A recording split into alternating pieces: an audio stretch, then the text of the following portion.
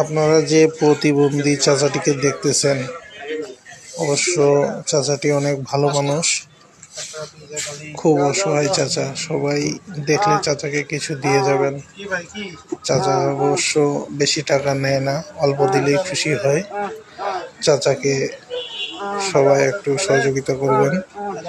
চাচা খুব অসুস্থ হওয়ার কারণে চাচা এইভাবে এখন আমাদের সবার মাঝে ঘুরে বেড়াচ্ছে।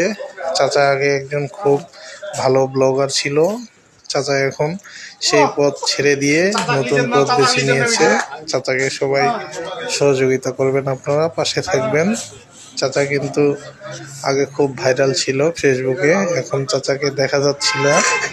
ইদানিং চাচা এই পথ বেছে নিয়েছে, আমরা সবাই চাচাকে দেখতে পাচ্ছি এখন। আপনারা যদি কেউ দেখে থাকেন, চাচাকে অবশ্যই সহযোগিতা করবেন। চাচাকে কোথাও পেলে কিছু খাবার কিনে দিবেন। চাচা আসলে খুব অসহায় একজন ব্যক্তি, চাচার প্রতি ভালোবাসা রাখি।